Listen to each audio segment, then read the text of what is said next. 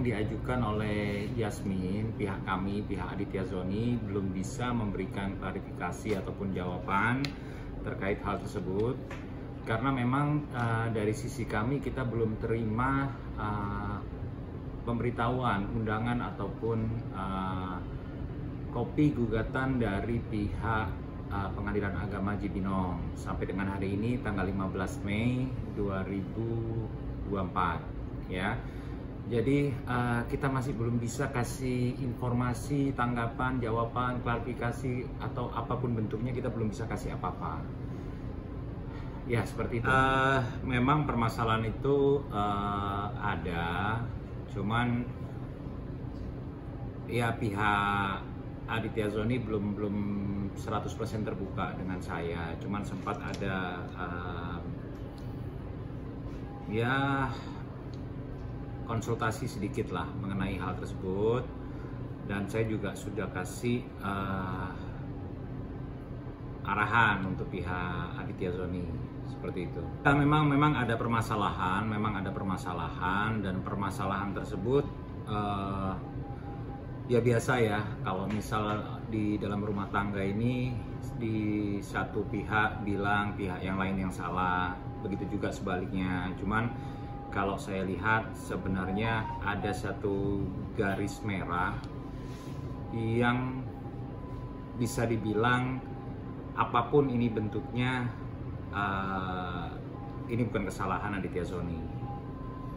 Seperti itu. Ada salah satu tindakan dari Yasmin, dalam hal ini istri Aditya Zoni, yang kalau menurut pendapat saya ada salah juga lah, seperti itu.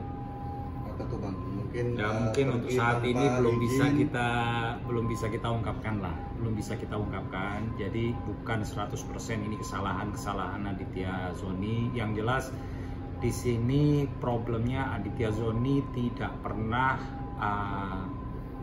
misal memukul ataupun minum minuman keras, ataupun dia tidak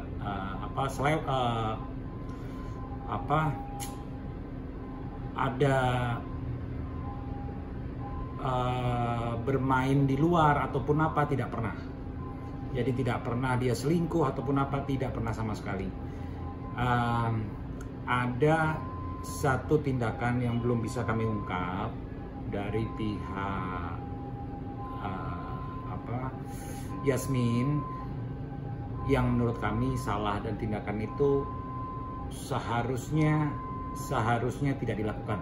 Rasa perhatian Aditya Zoni ke anak istri alhamdulillah bagus, dan masih dalam kategori wajar, dan bahkan mungkin lebih dari cukup ya kalau saya bilang. Enggak sih, Adit nggak kaget. Jadi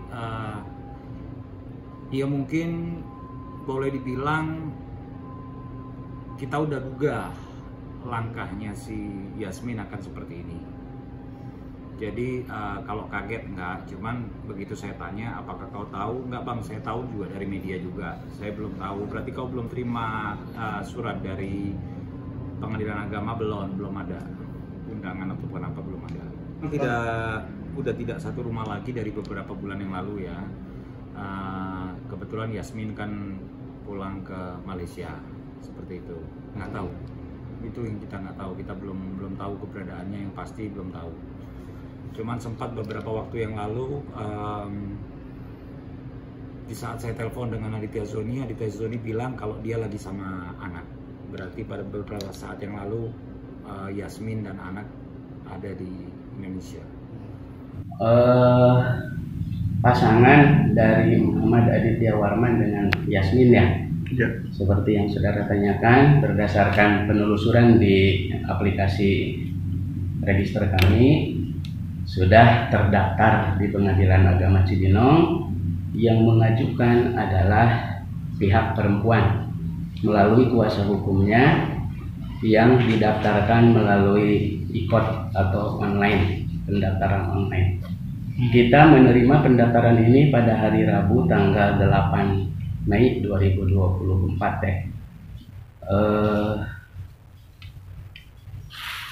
sudah ditentukan majelis hakimnya, dan majelis hakim juga sudah menentukan hari sidang yang akan dilaksanakan pada hari Rabu tanggal 22 Mei 2024. 22 Ya. Mei. Oke, Pak, itu ya. gugatannya apa aja, Pak? Terdaftar di register kami ini adalah gugatan cerai dan penguasaan anak, Oh, hak asuh ya, Pak. hak asuh anak, betul. Maaf, pengasuhan anak ya. Gitu. Jadi beliau rupanya selama rumah tangga punya anak dan satu orang, dan digugat sekaligus dengan hak penguasaan anak ada. Pak Haji, biasanya di agenda sidang perdana itu apa yang dilakukan oleh pihak Pengadilan Agama Jakarta Cibinong? Baik. Di pengadilan sebagaimana peraturan yang harus berlaku pada sidang pertama ini adalah perdamaian, penasehatan. Jika dua-duanya hadir maka dilaksanakan mediasi, dan itu hukumnya harus mesti wajib dilaksanakan. Ya. Pak Haji, terkait soal gugatan ini, pihak versi dari Adit sendiri belum menerima surat gugatan itu. Menanggapinya gimana Pak Haji? Apakah memang salah alamat atau mungkin ada yang belum? Ya. Jadi karena ini yang mendaftar adalah pihak perempuan, maka pihak laki-laki akan dipanggil melalui, karena ini ekot berarti melalui pos pos tercatat. Berarti nanti atau menjelang 3 hari sidang, panggilan itu sudah mesti sampai kepada pihak yang bersangkutan, dalam hal ini suaminya. Jika pada hari sidang, ini bisa dilihat di hari sidangnya nanti, apakah panggilan untuk pihak suami ini sudah sah, resmi, patut sampai atau belum, hanya bisa dilihat di persidangan. Gitu ya, itu undangan relasnya itu. Kalau bahasa kami relas atau panggilan, itu hanya bisa dilihat di persidangan, gitu ya.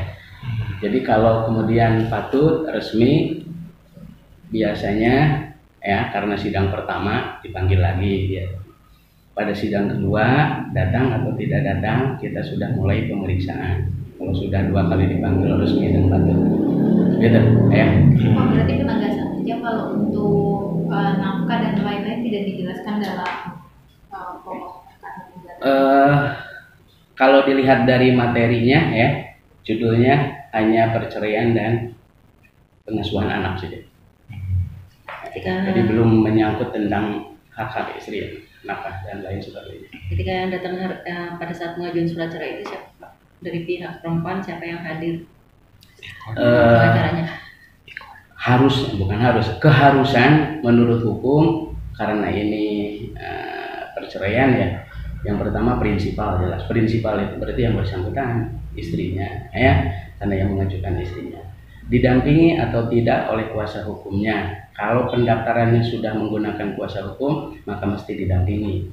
Ya, kalau belum ya berarti belum bisa didampingi. Kalau sudah, kalau ini faktanya sih sudah, ini kayaknya memakai kuasa hukum, maka yang wajib hadir itu adalah kuasa hukum dan prinsipal.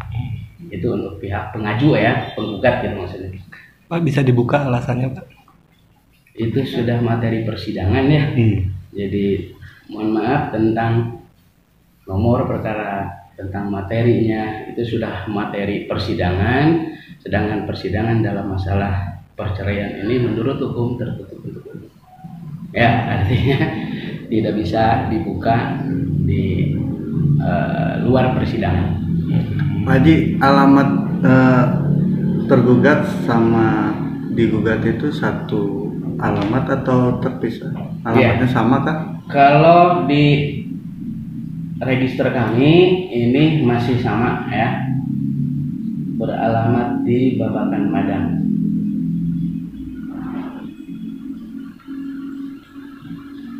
Oh enggak, beda ya? Beda. Kalau di register kami ini ternyata yang perempuan di Bojonggede, yang laki-laki di Babakan Madang.